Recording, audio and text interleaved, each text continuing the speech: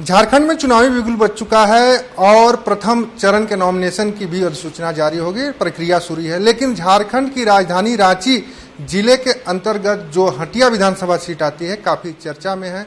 कांग्रेस के नेता अजय नाथ सहदेव हैं और उनको लेकर तमाम कयास लगाए जा रहे थे। तमाम मीडिया में खबरें चल रही थी कि हटिया विधानसभा से जो कांग्रेस के एक तरह से कह सकते हैं दावेदार हैं अजय नाथ सहदेव, वो बीजेपी में शामिल हो रहे हैं और बीजेपी के टिकट पे चुनाव लड़ेंगे। इन सभी बातों को लेकर हमारे साथ अजय नाथ सहदेव जी खुद हैं। अजय नाथ सहदेव जी, कहां से चूक हुई, कहां से र्यूमर उड़ा, किस तरह की बातें सामने आई? क्या ये साजिश थी, सोची समझी, या जो आपके सामने प्रत्याशी वो डर गया था आपसे?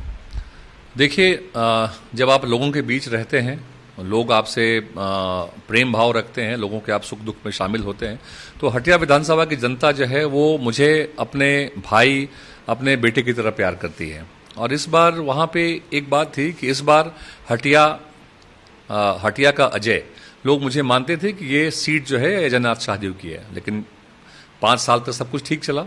ठीक चुनाव के घोषणा के बाद ऐन मौके पे इस तरह की बातों का आना कहीं न कहीं एक साजिश है। ये विरोधियों के द्वारा फैलाई हुई साजिश है, ताकि लोग जो हैं इसको, भैया बीजेपी में मैं गया नहीं, और लोग कह रहे हैं कि ये 3 बार नहीं 4 बार ये खबरें आई कि मैं बीजेपी दफ्तर ज्वाइन करने गया हुआ हूँ 10 बजे, 3 बजे, फिर 5 बजे, फिर अगले दिन कल भी। तो ये लगातार ये बातें जो बिल्कुल झूठ बातों को फैलाया गया। और आज ये खबरें चली कि मुझे बीजेपी का टिकट मिल गया है। एक लिस्ट घूम रही थी जिसमें कि मुझे टिकट मिल गया था। तो मैं कांग्रेस से मैं लड़ चुका हूं। पिछले 5 वर्षों तक मैंने कांग्रेस पार्टी के बैनर पे, कांग्रेस पार्टी के पंजे के निशान पे काम किया है। और मुझे पूरा विश्वास है कि इस बार जो जनता का जो विश्वास है वो गठबंधन की तरफ है, इंडिया गठबंधन के पास है। और लोग अजय नाथ सहदेव को लोगों ने देखा है नज़दीक से, लोग मुझ पर विश्वास करते हैं। और मुझे बड़ा गर्व है कि जो रिश्ता मैंने बनाया है हटिया के लोगों से, इस बीच में जो ये खबरें आई, मुझे लगता है काफ़ी बार लोग समझते हैं कि इन खबरों का काफ़ी नुकसान हुआ। नुकसान होता है कि लोग, अगर जो जनता के बीच में लोग नहीं रहते हैं, जो लोग मेरे पास आए उनको, वो मेरे साथ थे, उनका कहना था कि भैया ये खबरें आ रही हैं और आप जब वहाँ नहीं गए और आप कांग्रेस में ही हैं, जब लोगों ने देखा कांग्रेस का झंडा लगा हुआ है, कांग्रेस के सब लोगों ने देखा, उनको भी विश्वास पहले लग गया था कि ये बीजेपी में चला गया। जब उन्होंने देखा कि ये कांग्रेस पार्टी में ही है तो लोगों को लगा कि अरे ये तो इसको बदनाम कर दिया गया है।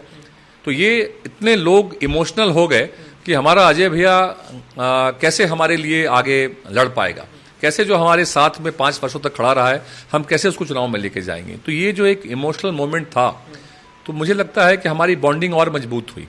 तो र्यूमर क्यों फैलाया गया? इस तरह के र्यूमर के पीछे किन लोगों का हाथ था? क्योंकि बीजेपी से लगातार जोड़ा गया। आज जो आपने लिस्ट की बात कही, लिस्ट घूम रही थी, हम लोगों के पास भी लिस्ट आई, लेकिन हम लोग ये सोच रहे थे कि पुराने कार्यकर्ता हैं, काफी दिनों से आप कांग्रेस से जुड़े हैं, अभी कुछ दिन पहले ही मैया सम्मान यात्रा आपने रातू में कराई, उसके बावजूद इस तरह की खबरें आ रही थी।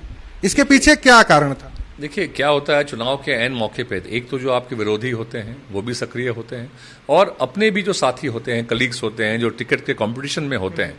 तो चुनाव के वक्त आप देखेंगे कि ये टिकट के कंपटीशन में हम अपने विरोधी दल के नेताओं से अधिक दुश्मनी अपने ही सहयोगियों से कर लेते हैं। तो कहीं ना कहीं ये एक मिलीजुली, आप कह सकते हैं, लोगों की चाल रही होगी। और मेरा ये मानना है कि जो हमारे मीडिया के साथियों ने आज भी खबरें चलाई, कल भी चलाई, जिन लोगों ने मुझे फ़ोन किया, मैंने कहा ऐसी बात नहीं है। मैंने काफ़ी लोगों से लोकेशन शेयर किया, मैंने काफ़ी लोगों से लाइव वीडियो भी किया। तो उसके बाद भी इन खबरों को मुझे लगता है कि मुझसे वेरीफाई जरूर करना चाहिए था। क्योंकि आप सोचिए कि एक सीट को लेके, मैं यहाँ का विधायक भी नहीं हूँ, उसके बाद जितना हाइप क्रिएट किया गया, तो कहीं ना कहीं आपको नहीं लगता है कि ये एक प्लान्ड वे में हाइप क्रिएट किया गया? आप चूंकि मीडिया के साथी हैं, कोई भी न्यूज़ इतना ट्रेंड नहीं करता है जितना इसको फैलाया गया हटिया विधानसभा को। बट ये एक अच्छी बात है कि इस पे मेरे जो हमारे लोग हैं, जो हमारे लोग मुझे अपना भाई, अपना बेटा मानते हैं, उन लोगों का जो विश्वास मेरे ऊपर है वो अटूट, और वो मुझ पर विश्वास करते हैं। और मैंने पहले भी कहा है, मैं 5 वर्ष पहले जब चुनाव में लड़ने गया था तो मैंने लोगों से कहा था कि मैं चुनाव में जीतूंगा या हारूंगा, मैं आपके साथ रहूंगा, आपका साथ कभी नहीं छोड़ूंगा, अंतिम सांस तक मैं लोगों की सेवा के लिए मैंने अपने जीवन को समर्पित किया है। आज भी मैं इसी बात को दोहराता हूं कि मेरे लिए पॉलिटिक्स कोई पेशा नहीं है, कोई बिजनेस नहीं है, ये समाज सेवा का हिस्सा है। और मैं बिल्कुल ईमानदारी के साथ, मेहनत के साथ मैं लोगों की सेवा करता हूं। मैं सेवा करने में विश्वास रखता हूं। मैं चुनाव हारने के बाद अगले दिन ही मैं रिम्स में जाके किसी ज़रूरतमंद को ब्लड दे रहा था, आज से 5 वर्ष पहले। तो ये मेरी रोज की शैली है, जीवन की शैली है, और मैं इसी में विश्वास रखता हूं। और ये विश्वास जो है मेरा लोगों का मेरे ऊपर, और मेरा विश्वास कि वो मुझसे जो एक अटूट बंधन में हम बंधे हुए हैं वो जीवन भर रहेगा। और चुनाव में जीत हार, चुनाव तो आते जाते रहेंगे, लेकिन अजय नाथ शाहदेव जो है, जो मैं पहले था आज भी वही हूँ। और मुझे पूरा विश्वास है कि हमारे जो लोग मुझे प्यार करते हैं वो इन अफवाहों में, इन र्यूमर्स में नहीं आएंगे। और इस बार अगर कांग्रेस पार्टी मुझे मौका देती है तो हटिया विधानसभा को जो है हम लोग रिकॉर्ड मार्जिन से जीत के आएंगे, और फिर से हमारे गठबंधन की सरकार जो है झारखंड में बनेगी। चलिए, 5 साल आप क्षेत्र में रहे, अब ये तो हो गया कि आप कहीं नहीं जा रहे हैं, जहां हैं वहीं हैं। 5 साल आप क्षेत्र में रहे, और क्षेत्र में क्या ऐसा लगा कि अभी विकास नहीं हो पाया? क्योंकि बीजेपी लगातार वहां से जीतती आ रही है, नवीन जायसवाल अभी भी विधायक है। देखिए, जनरली लोग विकास के मायने को, विधायक को रोड, नाली, सामुदायिक भवन के को सिर्फ देखती है।